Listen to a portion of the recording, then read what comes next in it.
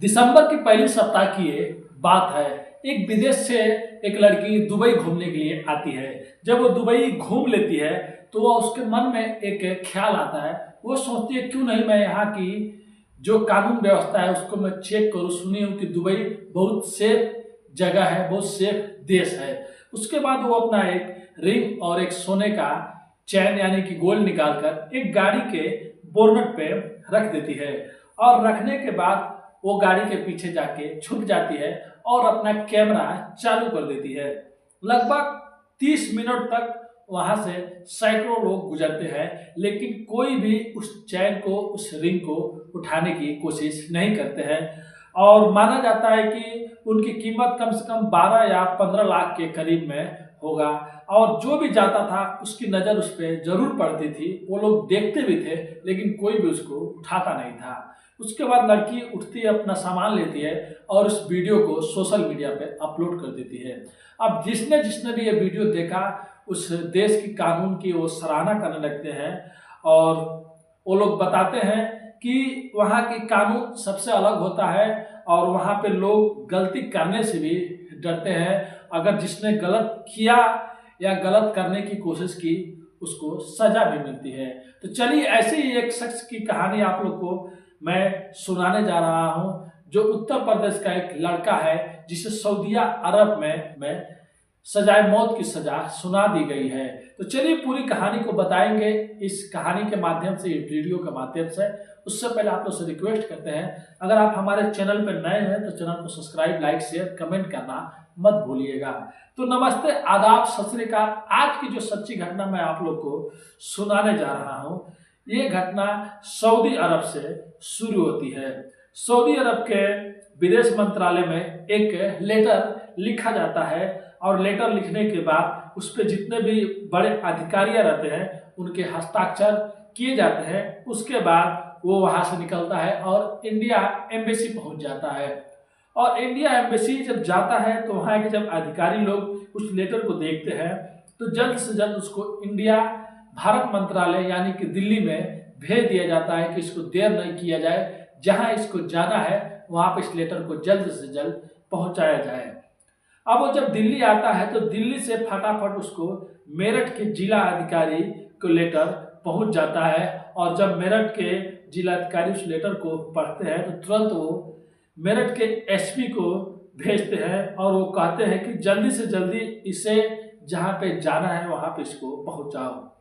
अब जो एसपी होते हैं वो एसएचओ को, मंडाली एसएचओ थाना अध्यक्ष जिनका नाम सौम्या रहता है, उनको निर्देश देते हैं और बोलते हैं जल्दी से जल्दी ये जिस गांव में जहाँ का ये जगह है वहाँ पे इस लेटर को पहुँचाया जाए। अब एक गांव होता है जिसका नाम रछौती रहता है, वहाँ पे इनका पता रहता है और उसी गांव में इस लेटर को देना रहता है। अब जो एसएचओ रहती है सौम्या, वो अपने पुलिस वालों, अपने साथियों के साथ में निकल जाती है और रछौती गांव में जाने के बाद वो गांव के लोगों से पूछती है किसी का नाम जुबैर है क्या। अब लोग सोच में पड़ जाते हैं कि पुलिस क्यों पूछ रही है, क्योंकि आप लोग को भी मालूम होगा जब गांव में ऐसे पुलिस आती है तो हर कोई डर जाता है, शायद कोई घटना हुई हो, चाहे कुछ गलत हुआ होगा या कोई केस होगा। अब कई लोगों से जब पूछा जाता है किसी का नाम जुबैर है और उनके लड़के का नाम जैद है, तो पता मिल जाता है। जब पुलिस वाले जब उनके घर पे जाते हैं और घर वाले पूछते हैं कि आखिर में बात क्या है और लेटर देते हैं, तब पुलिस वाले बताते हैं कि हम लोग एक ऐसा लेटर लेके आए हैं जो सऊदीया अरब से आया है और इसमें लिखा हुआ है कि आपके बेटे को सजाए मौत की सजा दे दी गई है। अगर आप लोग अपील करना चाहते हैं या कुछ करना चाहते हैं, प्रार्थना करना चाहते हैं या कुछ भी, तो आप लोग अपील कर सकते हैं उसकी सजा कम करने में या सजा माफ करने के लिए। अब घर वालों, गांव वाले, टोले वाले जो भी सुनते हैं सब कोई रोने पीटने लगते हैं। आखिर में क्या बात हो गया, क्यों इनके बेटे जैद को सऊदी अरब में मौत की सजा सुना दी गई है। अब जैद के घर पे रोना पीटना चालू हो जाता है और किसी को कुछ भी समझ में नहीं आता है आखिर में माजरा क्या है, क्या हुआ था, क्यों जैद के साथ में ऐसा कुछ हुआ। अब पुलिस वाले और जितने भी जानने वाले रहते हैं, जो भी बड़े बड़े अधिकारी या जो सऊदी अरब के रहने हैं, तो वो लोग पूछते हैं। तो जैद के पिता जुबैर बताते हैं कि हमारे 7 पुत्र और 2 पुत्रियां हैं, मतलब 7 लड़के और 2 लड़कियां हैं, जिनमें से दूसरा नंबर जैद है और उनके कुल 3 लड़के सऊदी अरब में नौकरी करते हैं। और ज्यादातर लोग जो इंडिया के रहने वाले हैं वो सऊदी अरब में यूपी के, बिहार के जो है वो ड्राइवरी का काम करते हैं। वो बताते हैं कि 2018 में सऊदी अरब जैद गया था। वहाँ पे जाने के बाद एक कंपनी में वो काम करता था और कंपनी में काम करते करते उसको वहाँ पे सैलरी कम मिलता था और वेतन भी टाइम से मिलता नहीं था।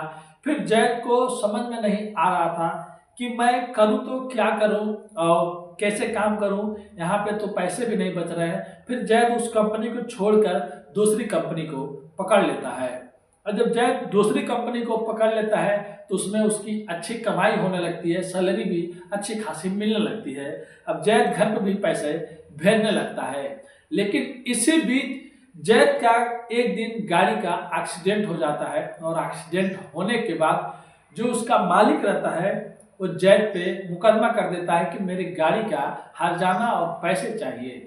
और इंडिया जैसा वहाँ पे नहीं है। वहाँ पे जो कम से कम कीमत का भी गाड़ी आता है वो 20-25 लाख से कम नहीं आता है। और महंगी तो गाड़ियाँ बहुत हो गई जो रोड पे चलती है, जिससे बड़े बड़े लोग चलते हैं, वो 1-1, 2-2 करोड़ की। वहाँ की गाड़ियाँ थोड़ा ज़्यादा पैसे की आती है।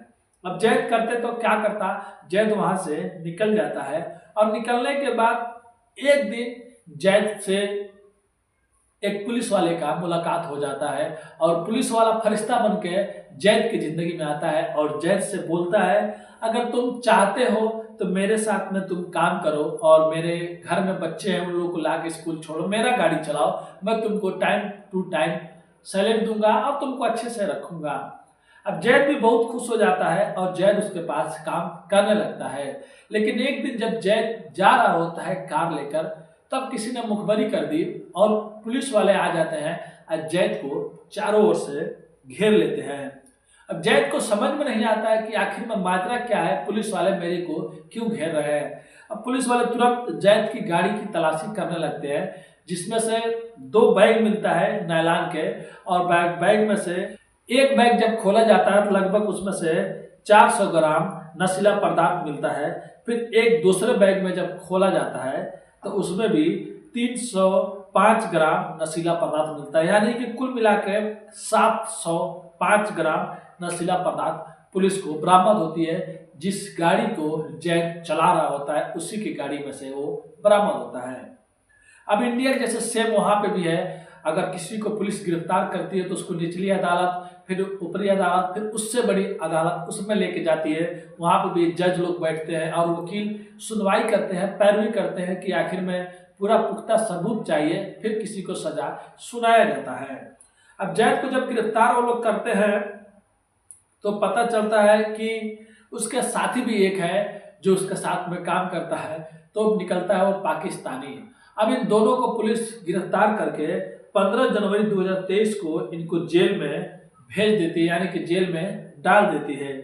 और जेल में डालने के बाद इनसे पूछताछ होने लगती है और पूछताछ होते होते ये लोग एक दिन अपना जुर्म भी कबूल कर लेते हैं और बताते हैं कि हाँ हम ही लोग ये सब काम किए हैं। और अपना जुर्म जब कबूल कर लेते हैं तो सऊदी गवर्नमेंट, सऊदी की सरकार, जब ये लोग अपना जुर्म कबूल कर लेते हैं कि हाँ ये हमने किया है, फिर वहाँ की जो सरकार है, जो वहाँ के जज लोग हैं, फिर कोर्ट इनको अदालत सजाए मौत की सजा देती है। फिर सजाए मौत सजा होने के बाद फिर से एक लेटर जारी होता है कि शायद घर वाले अपील करें या कुछ अलग से कुछ करें, या घर वालों को कुछ भी मालूम ही नहीं रहता है।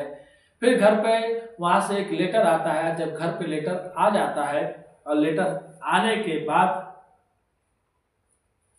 फिर घर पे एक लेटर आता है, और जब घर पे लेटर आता है तो जैद के पूरे परिवार यानी कि जुबैर जो उनके पिता होते हैं, पूरे घर में रोना धोना हो जाता है। पूरे गांव के लोग उदास हो जाते हैं। कैसे एक गांव का लाडला बेटा जो ईमानदारी से काम करता था, अब वहाँ पे क्या हुआ किसी को कुछ पता नहीं, क्योंकि वो दूसरा देश है, वहाँ का कानून भी अलग है। अगर कोई गलती करेगा, अगर वो साबित हो गया तो वो लोग जो चाहेंगे उसके साथ वो कर सकते हैं।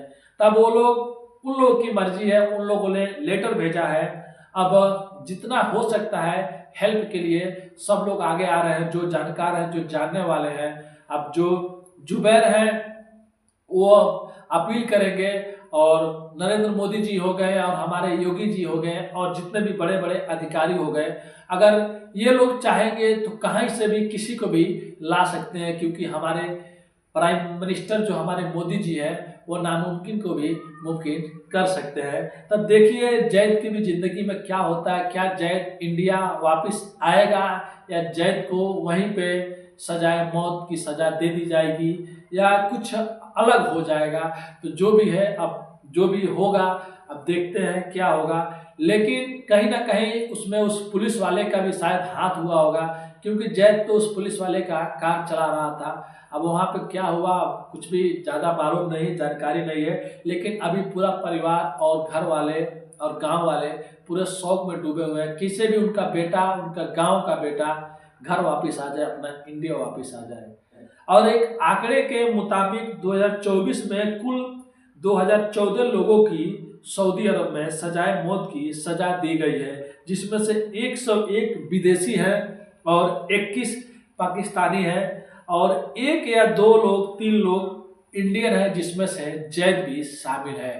और इसमें ज़्यादातर लोग काला जादू, रेप, मर्डर, ठगी ऐसे कुछ मतलब किए हैं, उन्हीं लोग को है। अब 2023 के आंकड़े में और 2022 के आंकड़े में इस बार 3 गुना 4 गुना ज़्यादा इस बार मतलब लोग उसमें फंसे हुए हैं, क्योंकि 2023 के आंकड़े में कुल 34 लोगों को मौत की सजा दी गई थी। 2023 में भी 22 में भी शायद 34 लोगों की हो गई थी, लेकिन 2024 में आंकड़े बढ़ के कई गुना ज़्यादा हो गए हैं।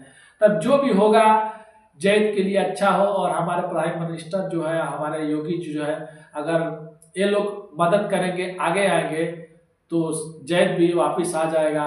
तो जितने भी लोग हैं वो लोग मदद करें और अपील का जो लेटर आया है उसको अच्छे से भरें, उसको सबमिट करें, और जो भी जानकार लोग हैं वो जैद के परिवार जुबैर को सलाह दें, जिससे जो भी हो अच्छा हो, वो बेचारा इंडिया वापस आ जाए। लेकिन अगर उसने सच में गुनाह किया है, कुछ गलत किया है, तो उसका फैसला अब जो भी होगा सामने आएगा तो पता ही चलेगा। तो ये कहानी सुनाने का उद्देश्य किसी का भी दिल दुखाना नहीं है, बस लोगों को जागरूक करना है और सचेत करना है। अगर बोलने में कुछ गलती हो जाए तो अपने भाई को माफ़ कर दीजिएगा, क्योंकि मैं भी बहुत मेहनत करता हूँ और बहुत मेहनत करता हूँ वीडियो बनाने के लिए। तो मिलते हैं फिर से कुछ नई कहानियों के साथ, कुछ सच्ची कहानियों के साथ। अभी के लिए अलविदा लेते हैं, धन्यवाद।